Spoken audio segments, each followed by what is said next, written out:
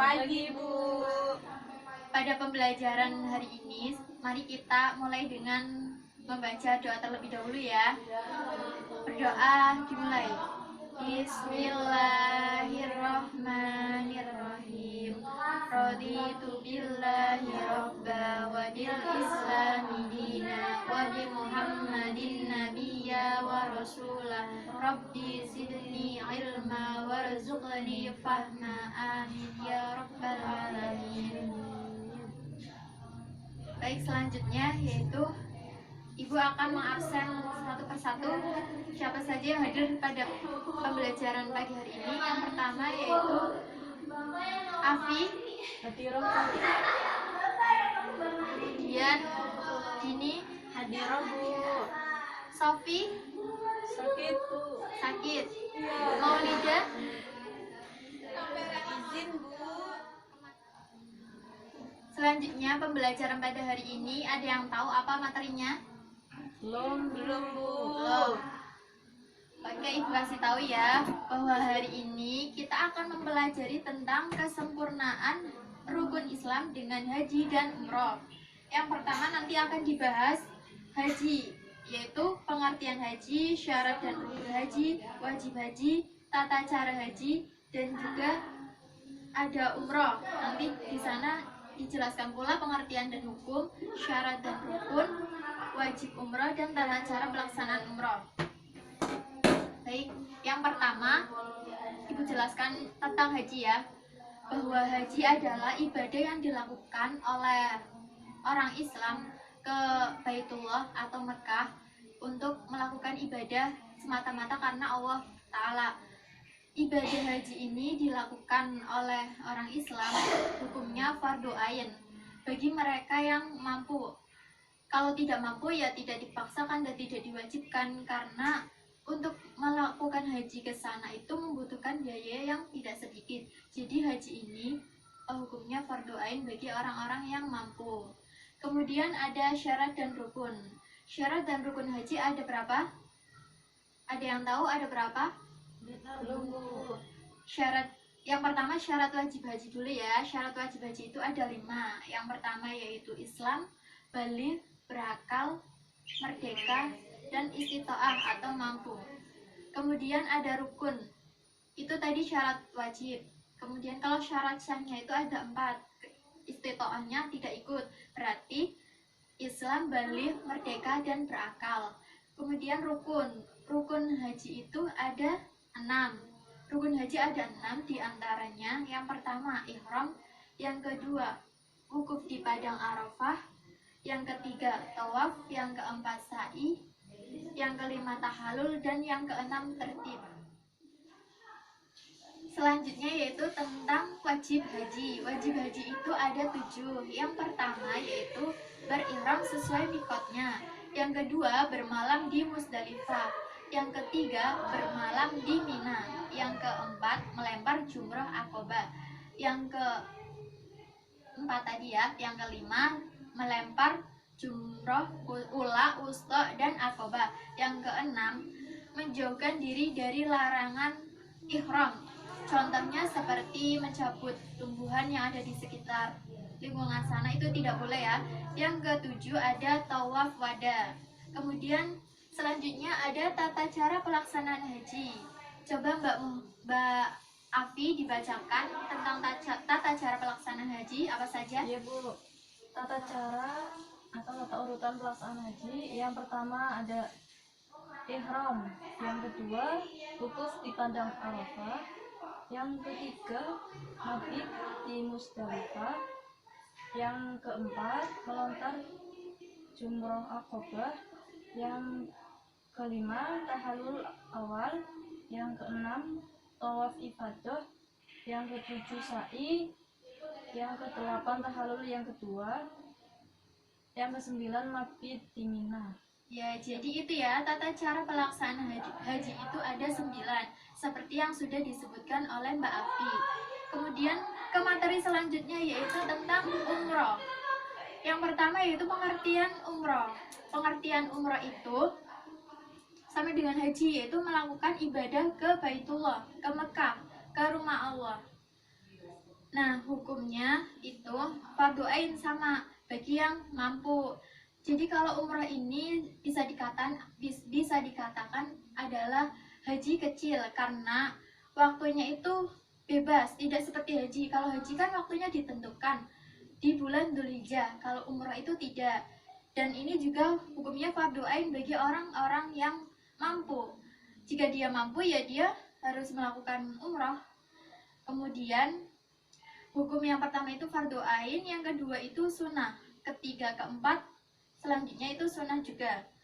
Yang kedua ada syarat dan rukun umrah.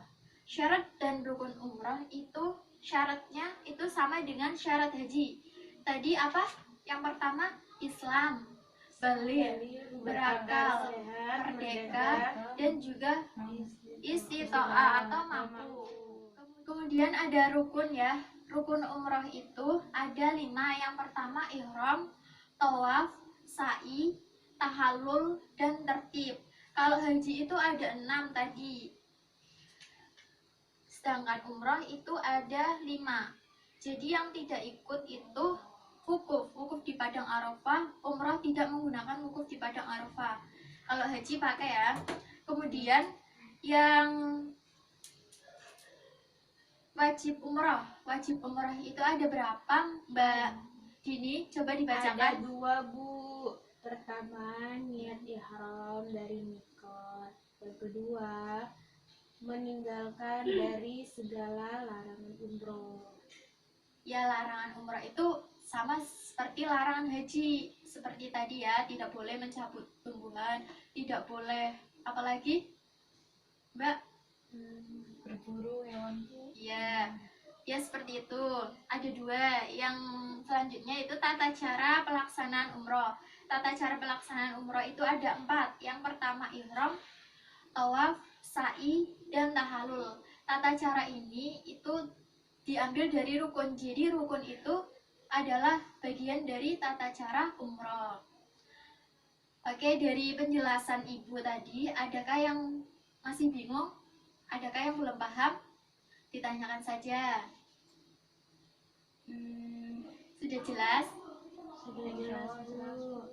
Ya, nanti Ibu tayangkan sedikit video untuk membuat kalian lebih pemahamannya lebih mendalam ya tentang haji dan umrah ini.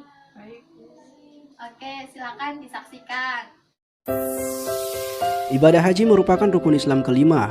Ibadah yang waktunya setahun sekali harus dilakukan sesuai dengan tata cara yang disyariatkan di dalam Islam.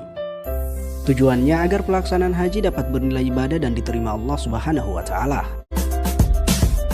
Tata cara berhaji dimulai dengan membaca niat dan memakai pakaian ihram di titik mikat yang telah ditentukan.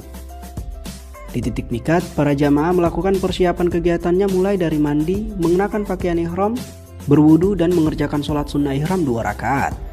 Setelah itu niat mengerjakan ibadah haji dengan membaca bacaan niat berhaji.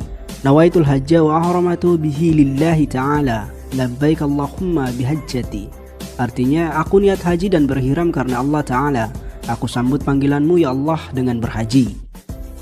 Setelah mengenakan pakaian ihram dan berniat, jamaah umroh dilarang untuk melakukan hal-hal yang sudah ditentukan syariat. Bagi pria dilarang memakai pakaian biasa, memakai alas kaki yang menutup mata kaki, menutup kepala dengan peci, topi, dan sebagainya. Sedangkan bagi wanita dilarang memakai kaos tangan dan menutup muka. Sementara larangan yang berlaku secara bersamaan bagi pria dan wanita yakni memakai wangi-wangian, memotong kuku, mencukur atau mencabut rambut, memburu atau mematikan binatang apapun, menikahkan atau meminang wanita untuk dinikahi, bermesraan atau berhubungan intim, mencaci, bertengkar, atau mengeluarkan kata-kata kotor serta memotong tanaman di sekitar Mekah.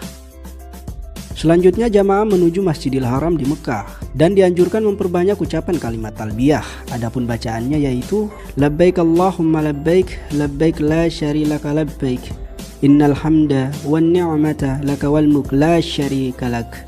Yang berarti aku penuhi panggilanmu ya Allah, aku penuhi panggilanmu, tidak ada sekutu bagimu. Aku penuhi panggilanmu, sesungguhnya segala puji, nikmat dan kerajaan bagimu. Tidak ada sekutu bagimu. Langkah berikutnya dalam pelaksanaan ibadah haji adalah wukuf di Padang Arafah pada tanggal 9 Dzulhijjah. Wukuf dimulai setelah matahari tergelincir sampai terbit fajar pada hari nahar atau hari menyembelih kurban, tepatnya tanggal 10 Dzulhijjah. Saat wukuf ada beberapa hal yang harus dilakukan, yaitu sholat jamaah takdim dan qasar zuhur asar, berdoa dan berzikir bersama, membaca Al-Quran, sholat jamaah takdim serta qasar maghrib isya. Selanjutnya yakni mabit di Muzdalifah, yang artinya menginap di Muzdalifah. Kegiatan ini dilakukan cukup dengan hadir sejenak di antara tengah malam sampai waktu terbit fajar pada tanggal 10 Zulhijjah. Dalam kegiatan ini jamaah diwajibkan mengambil batu kerikil sejumlah 49 butir atau 70 butir, tergantung berapa malam jamaah akan berada di Mina nantinya. Tahap selanjutnya dari pelaksanaan ibadah haji yakni jumrah aqobah atau lempar jumroh. Lempar jumroh dilakukan di Bukit Aqobah pada tengah malam tanggal 10 Zulhijjah bertepatan dengan malam Idul Adha menggunakan 7 butir kerikil. Setiap satu kali lempar jumroh adalah 7 kali lemparan dengan 7 buah batu kerikil dan tidak boleh disatukan sekaligus. Batu-batu yang sudah dipakai melempar tidak boleh digunakan untuk lemparan berikutnya. Tahapan berikutnya yakni tahalul. Pada tahap ini jamaah diwajibkan bercukur. Untuk laki-laki lebih baik dicukur sampai gundul. Sedangkan untuk wanita hanya dicukur ala kadarnya. Setelah tahalul, boleh memakai pakaian biasa dan melakukan semua perbuatan yang dilarang selama ihram. Tahapan selanjutnya yaitu tawaf ifadah. Sebelum masuk Masjidil Haram, jamaah dianjurkan berwudu terlebih dahulu. Jamaah boleh masuk Masjidil Haram lewat pintu mana saja. Tapi dianjurkan mengikuti contoh Rasulullah Shallallahu Alaihi Wasallam yang masuk melalui pintu Babus Salam atau Bani Syaibah. Saat masuk Masjidil Haram disarankan untuk mengucapkan doa. Bismillah wassalatu wassalamu ala Rasulillah Allahumma ftah li abwaba rahmatika. Artinya dengan nama Allah, salawat dan salam untuk Rasulullah. Ya Allah, bukakanlah untukku pintu-pintu rahmatmu. Setelah itu turun dan terus menuju tempat tawaf. Jamaah mulai tawaf dari garis lurus tepatnya di area dekat Hajar Aswad yang terletak di antara pintu Ka'bah dan tanda lampu hijau di lantai atas Masjidil Haram. Dalam pelaksanaan tawaf pada putaran 1-3 jamaah pria dianjurkan untuk lari-lari kecil. Sedangkan pada putaran 4-7 jamaah dianjurkan dengan jalan biasa. Sementara untuk wanita tidak ada lari-lari kecil saat melakukan tawaf. Sepanjang tawaf membaca doa saat berada di antara rukun Yamani dan Hajar Aswad. Doa saat tawaf yang selalu dibacakan oleh Rasulullah SAW adalah doa sapu jagat, yaitu Rabbana atina fid dunya hasanah wa fil akhirati hasanah wa qina adzabannar. Artinya, ya Tuhan kami, berilah kami kebaikan di dunia dan kebaikan di akhirat, dan peliharalah kami dari siksa api neraka. Sesudah tawaf, tahap selanjutnya yakni sa'i yang dimulai dari Safa ke Marwah. Sa'i dilakukan dengan satu kali perjalanan dengan urutan dari Safa ke Marwah 1, Marwah ke Safa 2, dan seterusnya sa'i berakhir di Marwah. Sa'i dikerjakan dengan cara berjalan, tapi pada batas di antara dua lampu hijau, jamaah dianjurkan berlari-lari kecil. Sa'i merupakan penghargaan Allah Subhanahu wa Ta'ala kepada istri Nabi Ibrahim dalam rangka mencari air untuk minum putra beliau yaitu Nabi Ismail alaihi salam. Tahapan selanjutnya bagi jamaah haji yaitu melakukan lempar 3 jumroh dan mabit di Mina pada hari tasyrik. Jamaah diwajibkan melempar jamarat untuk 3 tiang secara berurutan yaitu mulai dari tiang jamarat kecil, tengah, dan besar. Masing-masing tiang dilempar dengan 7 batu. Yang terakhir yaitu tawaf wada. Tawaf wada merupakan tawaf perpisahan setelah menyelesaikan seluruh ritual haji untuk meninggalkan Mekah dan kembali ke negara. Baik, dari penjelasan materi yang Ibu sampaikan tadi dan juga tayangan video tadi, semoga bermanfaat untuk kalian. Ibu mohon maaf apabila dalam penyampaian materi pada hari ini ada kesalahan kata. Kurang lebihnya mohon dimaafkan ya. Kita baca doa dulu ya. Bismillahirrahmanirrahim. Wal asri innal insana lafi khusrin illa alladziina amanu wa 'amilus sholihati wa tawassaw bil haqqi wa tawassaw bis sabr. Rabbana atina fid dunya hasanah wa fil akhirati hasanah wa qina adzabannar. Subhanakallahumma wa bihamdika asyhadu an la ilaha illa anta astaghfiruka wa atubu ilaik.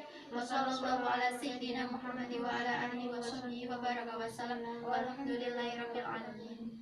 Wassalamualaikum warahmatullahi wabarakatuh. Waalaikumsalam warahmatullahi wabarakatuh.